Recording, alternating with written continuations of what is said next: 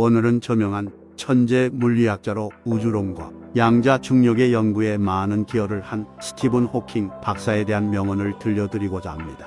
구독과 좋아요는 영상을 만드는 데 큰 힘이 됩니다. 나는 지난 49년 동안 곧 죽을지 모른다는 생각과 함께 살아왔다. 죽음이 두렵지는 않지만 빨리 죽고 싶지도 않다. 나는 해보고 싶은 것이 너무 많다.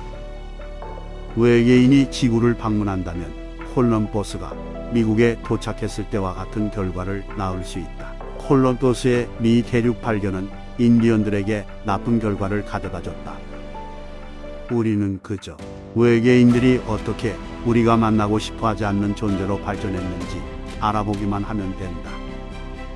우리는 그저 아주 평범한 별에 사는 진화한 원숭이에 불과하다. 하지만 우주를 관찰하고 이해한다. 그래서 인류가 특별한 것이다. 조용한 사람은 마음속으로 참 많은 생각을 하고 있다. 지적 능력은 변화에 적응하는 능력을 말한다. 나는 인간의 본성에 관해서 우리가 지금까지 창조한 유일한 형태의 삶은 순전히 파괴적인 것이라고 본다. 자기 모습을 통해서 삶을 만드는 것이다. 인류가 살아남기 위해서는 결국 다른 별로 떠나야 할 것이다.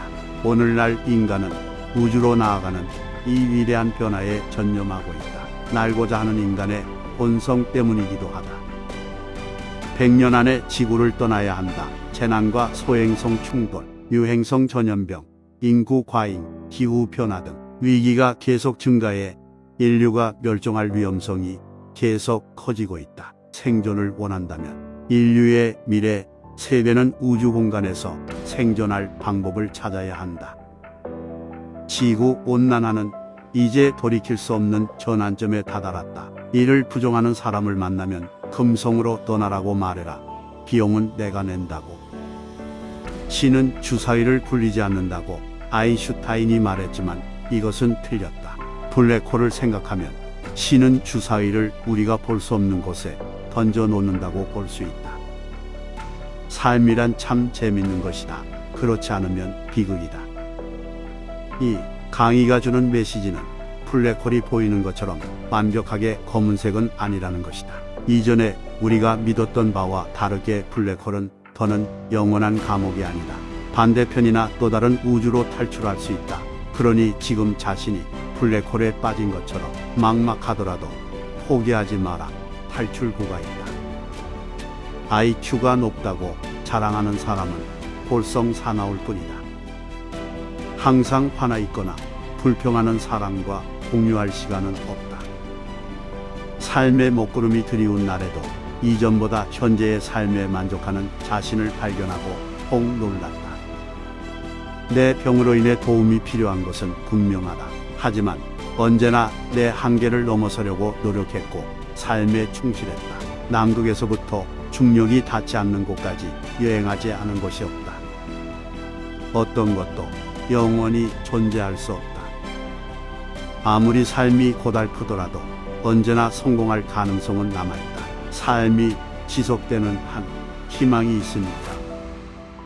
우리는 이성이 지배하는 세상에 살고 있다. 하지만 발 아래로 시선을 떨구지 말고 고개를 들어서 별을 봐라. 눈에 보이는 게 어떤 의미가 있는지 궁리하고 우주가 존재하는 이유에 대해 궁금해한다. 항상 궁금증을 품으란 말이다. 죽음이 두렵지는 않지만 서둘러 죽고 싶지도 않다. 가장 첫 번째로 이룩하고 싶은 일들이 아직도 너무 많기 때문에. 우주의 기본적인 법칙 중 하나는 완벽한 것은 존재하지 않는다는 것이다. 다시 말해서 불완전함이 없다면 당신도 나도 존재할 수 없다. 오늘이 마지막 날일 수도 있다고 매일 생각이 들지만 70살이 넘은 나는 지금도 매일 일을 하러 간다. 매 순간 충실하게 살고 싶다. 나는 내 IQ가 몇인지 모른다.